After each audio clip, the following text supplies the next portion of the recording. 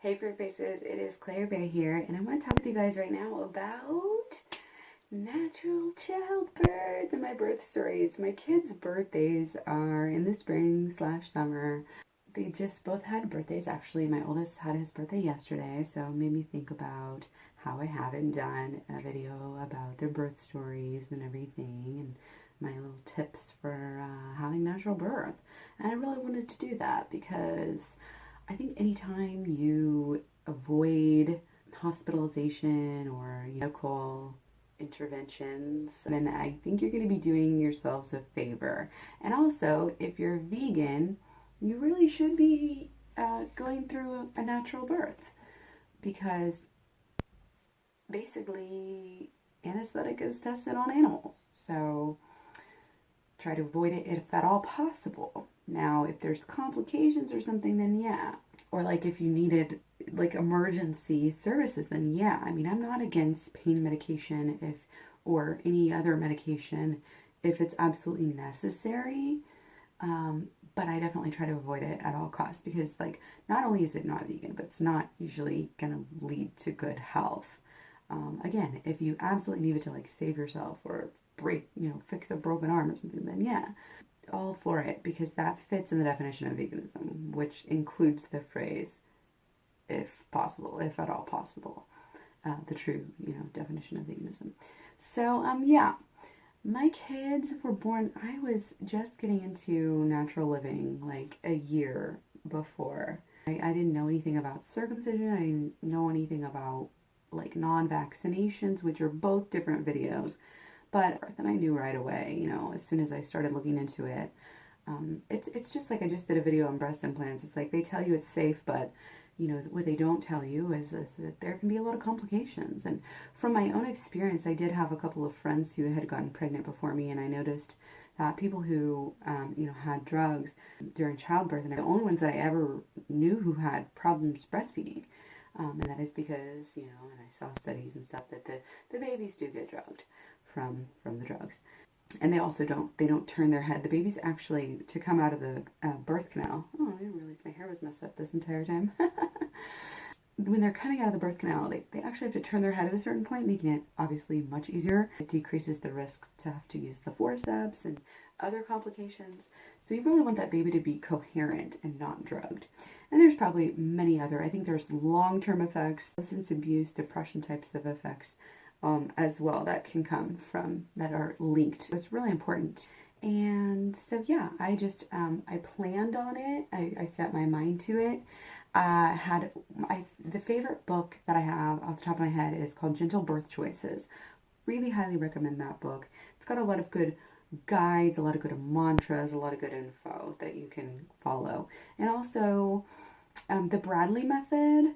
My mother-in-law equivalent actually worked with Bradley and on some of her kids, and just the idea, it's based on animals because this Bradley noticed, the animals would go to a quiet place, do the certain things, and I think it's a pretty good method. It's what I use. I didn't go for, hypnobirthing or even water birth. That really wasn't available to me. I could labor in the tub, but I wasn't able to birth in the tub, which was fine because honestly, I didn't really even enjoy the tub that much, even though I'm a water sign, double water sign.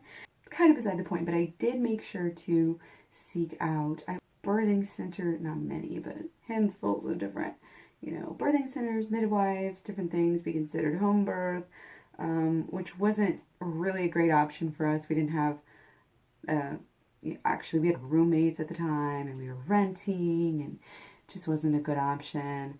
The hospitals, I'm like not a hospital person and I'm afraid of infections, and I know that doctors there are more likely to try to kind of push stuff on you and not really honor your wishes, and you're just more likely to have complications, honestly, if you're in a hospital. Also, I don't know, I think it's changing in a lot of places, but they'll take your babies away and all this stuff. So I didn't want that. So I went ahead and found a really good birthing center. We had to drive pretty far away, over an hour. Is it 2 hours? The women's the Birth and Women's Center in Topeka is where I had both my kids. The first one went great, actually. My water broke really early in the morning. I actually drove out there for a checkup, but wasn't really progressing too much. I knew it was going to happen that day, but I had enough time. I actually had driven out with my mother-in-law, so we drove back, all the way back home. Got my partner, drove back. It was really funny. They told me to go eat Mexican. There's really good Mexican places like right across the street from this place, from birthing centers. And they told me to go eat and then go for a walk and then come back. And couldn't even get through ordering the meal, basically. I was in the bathroom. I came out. I was like, starting labor. I was ready to go. So went right back over across the street. Got into the birthing center. Again, no anesthetics, no nothing, no complications. That was about probably 5 or so when I got back to the birthing center. I had active labor for another few hours and then like an hour of pushing or less. And then my son was born around 9 or so in the evening. And it was a great experience. He was able to not really leave my side at all, except for like to be weighed and stuff. Didn't have any of the extra. We basically opted out of just about every single extra deal that we could. My kid has never been pricked by a needle except for when he broke his arm a couple years ago, and it was just really great. And he got to sleep in bed with us that whole night. We got to leave the next morning. It was great. It was absolutely perfect. Hence the reason why we went back for the second one. The second one was a little bit different. I went into labor at night. About like 10 or 11, I kind of started to think, okay, I really think I'm going into labor and this isn't false labor and all of that. So again, we got in the car. It was really difficult that time driving out. I was just laboring the whole way. Whew, that was hard. Got to the birthing center, labored really hard on the steps, couldn't even walk up the steps, had to stop and have a contraction on the steps of the birthing center in the middle of the night, probably like 2 o'clock or 1 o'clock at this point or something. So it would have been about 1 o'clock when we got there, because it was only an hour later after we got there that I actually had the baby. So it's really fortunate that we got there in time. So it was another really, it just went flawlessly without a hitch. They took really good care of me. It was awesome. Like, I can't say enough good things about the birthing center. There was midwives, there was doulas. It was very close to a hospital in case something did happen. But I was really, I was 20, 21 or so years old, 22, depending on which kid you're talking about. So, and I, by the second one, they knew I already had no problems with the first one, so it was even less risk. And I just wanted to share my story in case anybody's on the fence or wants to learn more. If you have any questions, let me know. But I also did just want to show you this book that I made. It's my birthing book. I think I packed this in my bags and was going to use it during labor, but I didn't. I packed a lot of things. I'm an overpacker. I packed a lot of things that I didn't actually use before or after labor, but I still think this book really helped me just even before, to read it and to make it beforehand, and meditate on these mantras that are in this book, just to kind of get that mindset, just to get my body and my mental state ready. And I think that I definitely did use some of these mantras and just mentalities during labor, even if I didn't pull out the book and use them. So again, that Gentle Birth Choices is where I got the mantras from this book. So definitely check that out. As you can see, I wrote it in chalk. So I am a great mother. I'm loved and appreciated. My body is safe, even though I may feel afraid. God takes care of me. I love and trust my body. There's no limit to how good I can feel. My baby is perfect. My strength is abundant. I receive all the love and support I need, and I deserve it. God's love and power flow through me. It's a powerful one. This is a beautiful experience. And this book, I shared this with somebody who was about to go through a benzo withdrawal. And if you know anything about that, it's really long, drawn-out process, really difficult. And the person was really, really grateful that I shared this with them. And hopefully it helped them as well. I even took pictures of it so they could kind of have it But it could go for many different things, you know, any kind of vulnerable state, sickness, illness, surgery, whatever.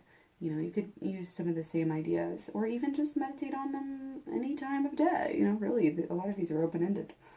So the more I breathe and feel, the more I relax. I open to receive life. These feelings are all constructive. I can do this. Positive thinking. We will see our baby soon. With every contraction, I let go to receive my baby. Oh, it's like kind of getting emotional because my kids are so big now. My oldest is like 5'10" now. He's 140 pounds. That mostly vegan diet is really working for him. It's just like, he just had his birthday. I am doing it. It just brings up a lot of really great memories. And again, I'm so thankful to have a great birthday experience. And I just really want that for everybody. So I hope that, you know, this can spread the word. Even to help one person, I'd be happy because, you know, you would think with medical technology and everything advancing that things would be getting better, but they're really not. And in this country, in America, we have some of the worst rates of C-section and birthing complications. And I've seen firsthand, unfortunately, the devastating effects. And I'm not going to really get into that in this video, but can have severe problems that can be life-altering for the rest of your life or your child's life, or death from these complications. So it's definitely worth investing some time, effort, energy, money into looking into natural, because even with inducing labor, you can really you really raise the chance of more complications. And again, I talked about this with my last video. Almost any medical thing that you do that isn't absolutely necessary is really going to increase your chances of being less healthy in the future. It's going to increase your chances of complication. That's just how it is. Science, even though it's so advanced, it's more advanced than it's ever been, obviously, we still don't know jack. We still don't consider how, you know, when you put one substance into your body, how it affects, you know, we're looking at, oh, let's control this symptom, and this does this. We don't know. You know, if you look at Chinese medicine, they kind of deal a little bit more with that, like how one organ affects the other organ, but Western medicine doesn't deal with that. And yeah, it's just bad news. So anyway, my body knows what it's doing. We're almost there. I'm opening with my pain. That's a good one too. I accept the pain. The pain is helping my baby. This is the process of creation. So yeah, highly recommend doing that, meditating, really dealing with any emotional issues you have before birth too. I definitely feel like emotional issues that are undealt with can really cause you to kind of tense up and not be able to release. So anyway, like I said, hopefully this helps somebody. Let me know what you guys think down below. Let me know if you had any similar experiences or any comments to get a dialogue started on this. And I hope you guys are doing great. Best wishes if any of you are pregnant or not. Just best wishes in general. Anyway, thanks for watching. I will talk to you later. Don't forget to eat your fruit.